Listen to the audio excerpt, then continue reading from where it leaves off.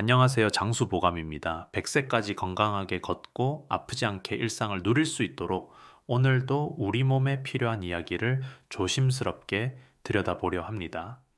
아는 만큼 건강하다. 장수보감 시작하겠습니다.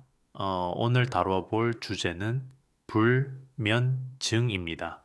불면증이라는 단어, 이제는 낯설지 않으실 겁니다. 잠들지 못하는 밤 혹은 자다가 자꾸 깨는 새벽. 누구나 한 번쯤 겪지만 반복되면 일상이 무너집니다. 문제는 많은 분들이 이 불면을 단순히 나이 탓으로 돌린다는 데 있습니다. 하지만 노화만으로 설명할 수 없는 이유들이 분명히 존재합니다. 오늘은 잘못된 상식들을 짚어보고 실제로 도움이 되는 정보들을 중심으로 불면증을 해소하는 가장 현실적인 방법을 알려드리겠습니다. 먼저 하나 짚고 넘어가야 할 오해가 있습니다. 나이가 들면 원래 잠이 줄어든다. 그래서 자주 깨는 건 어쩔 수 없는 일이다. 이 말 절반만 맞습니다. 수면의 양이 조금 줄어드는 것은 사실이지만 수면의 질이 떨어지는 것까지 자연스러운 건 아닙니다. 깊은 잠이 부족하거나 자주 깨는 것이 반복되면 낮 동안 피로가 쌓이고 기억력과 면역력까지 떨어집니다. 그런데도 많은 분들이 그냥 참고 지내거나 수면제에만 의존하는 경향이 많습니다. 그게 문제입니다. 불면증은 반드시 원인을 찾아야 합니다. 그 원인을 모른 채 증상만 억지로 없애면 결국 몸은 더 크게 반응하게 됩니다. 자, 그럼 불면을 유발하는 주요 요인들을 정확히 짚어보겠습니다. 첫째, 수면 리듬의 붕괴입니다. 이건 단순히 늦게 자는 습관이 아닙니다. 매일 자고 일어나는 시간이 일정하지 않으면 우리 몸의 생체 시계가 혼란을 일으킵니다. 문제는 이 시계를 조절하는 호르몬, 즉 멜라토닌 분비가 나이가 들수록 줄어든다는 점입니다. 이런 상황에서 낮잠을 길게 자거나 밤늦게 TV나 휴대폰을 보게 되면은 뇌는 밤을 낮으로 착각하게 됩니다. 그 결과 새벽 2, 3시에도 잠들지 못하는 일이 반복됩니다. 둘째, 햇빛 부족입니다. 이건 간과되는 경우가 많지만 수면과 매우 밀접한 관련이 있습니다. 햇빛을 충분히 받지 않으면 멜라토닌 생성이 저해됩니다. 특히 실내에 오래 머무르거나 아예 외출을 하지 않는 날이 많아질수록 밤이 되어도 몸이 밤인 줄 모르게 됩니다. 낮 시간에 적어도 20분 이상은 햇빛을 보는 습관이 필요합니다. 특히 오전 시간대가 가장 좋습니다. 햇빛은 생체 리듬의 기준을 몸에 각인시켜주는 가장 강력한 자극이기 때문입니다. 셋째, 뇌의 각성 상태입니다. 잠자리에 들었는데 머릿속이 복잡하다면 몸은 누워 있어도 뇌는 여전히 일하고 있는 상태입니다. 이런 상태에서는 절대 쉽게 잠들 수 없습니다. 그리고 대부분의 경우 생각을 멈추려 애쓰다가 오히려 더 각성됩니다. 이럴 땐 억지로 잠을 청하는 것보다 잠깐 자리에서 나와 조용한 음악을 듣거나 조명을 낮춘 채로 짧게 책을 보는 것이 오히려 도움이 됩니다. 중요한 건 뇌에 이제 진정해도 된다는 신호를 주는 것입니다. 넷째, 약물 부작용입니다. 나이 들면서 고혈압, 당뇨, 관절통 등으로 약을 복용하는 경우가 많습니다. 그런데 의외로 수면에 영향을 주는 약들이 많습니다. 인뇨제, 갑상선 관련 약, 스테로이드 계열 약물, 일부 혈압약은 야간의 각성을 유도하거나 방광 자극으로 수면을 방해할 수 있습니다.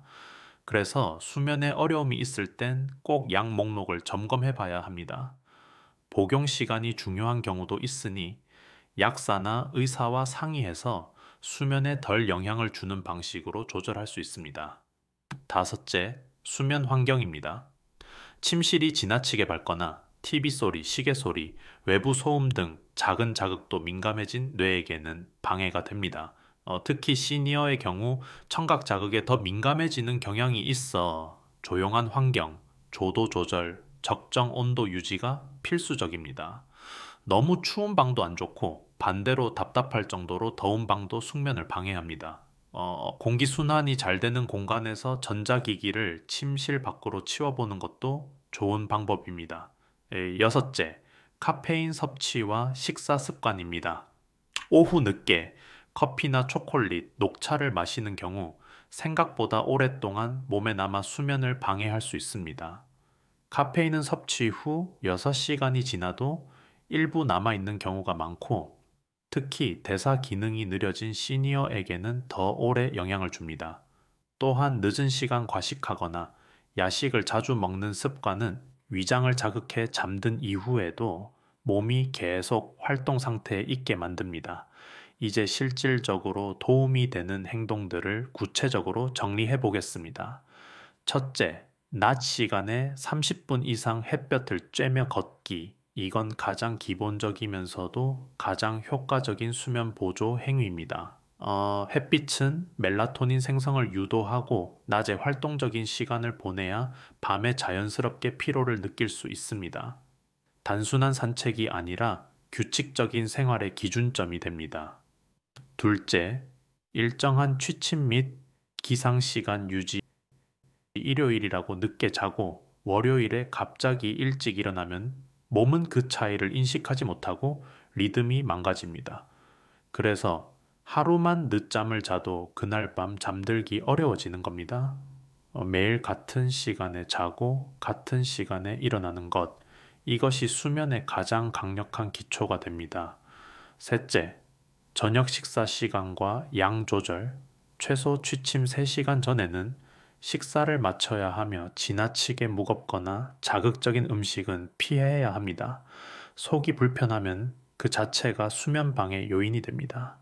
따뜻한 보리차나 우유 한 잔 정도는 편안한 상태로 진입하는 데 도움이 될 수 있습니다. 넷째, 수면 루틴 만들기. 매일 잠자기 전 같은 행동을 반복하는 습관이 필요합니다.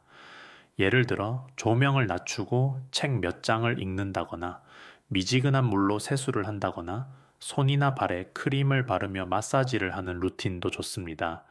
이런 반복이 뇌에게 이제 잘 시간이다 라는 신호를 전달합니다. 다섯째, 전자기기 사용 중단. 스마트폰, TV, 태블릿에서 나오는 빛은 뇌를 각성 상태로 유지시킵니다. 그래서 최소 취침 1시간 전에는 전자기기와 거리를 두는 것이 좋습니다. 특히 뉴스를 보거나 자극적인 정보를 접하면 감정적인 흥분까지 유발돼 잠들기 더 어려워집니다. 여섯째, 침대에서 잠만 자기 누워서 드라마 보고 휴대폰 만지고 책 읽고 이렇게 침대에서 많은 활동을 하면 뇌는 침대 1초 잠자는 곳이라는 연결을 하지 못합니다. 오직 수면을 위한 공간으로만 활용하는 것이 가장 좋습니다. 마지막으로 하나 더, 불면이 장기화되었다면 반드시 전문가 상담을 받아야 합니다. 심리적인 요인이 있는 경우엔 인지행동 치료가 효과적이며 우울이나 불안 증상이 동반된 불면은 정확한 평가 없이 수면제에만 의존하면 상황이 더 악화될 수 있습니다. 병원을 찾는 것이 부끄러운 일이 아닙니다. 잠은 건강의 시작이자 전신 회복의 첫걸음이기 때문입니다. 정리하자면 불면은 원인을 찾는 게 가장 먼저입니다. 그리고 수면은 의지로 해결되는 문제가 아니라 환경과 생활 습관, 몸의 신호를 이해하는 과정입니다. 오늘 이 이야기가 그동안 잘못 알고 있었던 부분을 바로잡는 계기가 되었으면 합니다. 참고용 팁이나 위로가 아닌 실제로 도움이 되는 정보가 필요했던 분들께 꼭 전달되기를 바랍니다.